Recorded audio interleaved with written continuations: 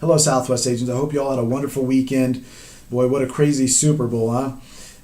It is what it is, but congratulations, all you Seahawk fans. Just want to share a quick recap of our sales meeting this last week. But first, I want to say thank you so much for all of you who supported us in our Fun Friday event over at Kanji Steak and Sushi. I can't say enough how much of a success it was.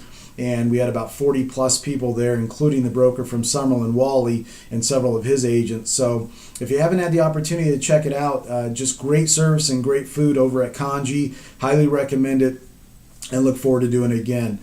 I opened up our last week's sales meeting with a video from Tom Ferry talking about the 6 biggest problems solved. We went over part 1, which is how to not be a dabbler. If you didn't have the opportunity to see, I posted the video below, and highly recommend just checking it out. It'll give you some suggestions and ideas that help you in your business to avoid being a dabbler.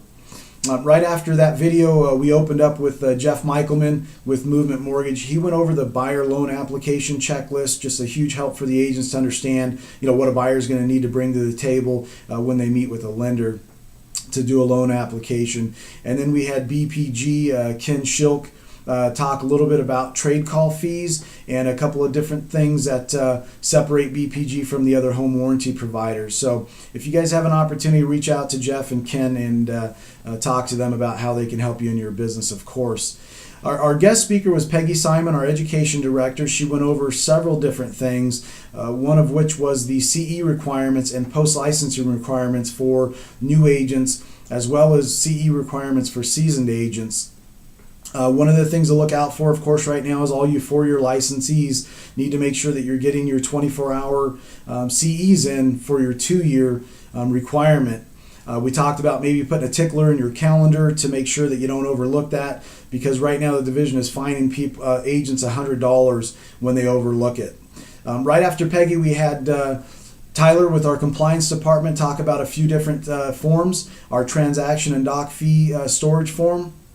That he wanted to give clarity on how to complete that. He also talked about the co-promotion branding form that has now been updated on MyRog, and then of course the FERPTA disclosure. So those are 3 forms that he's seeing agents kind of have issues with or maybe not turning in. So we also had Amir Alborzi with commercial talk a little bit. Now we have Amir Alborzi and Chuck Martin in our office that are commercial agents, and this is a great avenue for you guys to increase your income. If you have a client that's thinking about doing some commercial transactions and you don't know anything about it, instead of telling them that you can't help them, you can refer them to these agents and get a referral fee. So highly recommend using them if you have a client that's looking for that aspect of real estate. Please feel free to reach out to them. After that, we just did kind of an open floor. I covered several different items that I'm dealing with in the market with agents right now to help guide you through the market, help keep yourself safe and your client safe, keep your liability low. So I talked about several different things: earnest money dispute, contingencies in contracts, sellers trying to default right now. Also talked about the different contingencies in the contract. Making sure the buyer's performing to the contract, and making sure that you're putting in addendums if you're modifying the contract or the buyers and sellers are changing the contract. Hugely important. Also making sure that your personal property items are addressed in the contract and not just simply relying on the MLS. Okay. That was pretty much all we covered in the sales meeting. It was absolutely wonderful. We had about 40 agents there. Our next sales meeting, we're going to have Brian Gordon with Sales Track. I don't know if you've ever had the opportunity to sit in with Brian Gordon at Sales Track.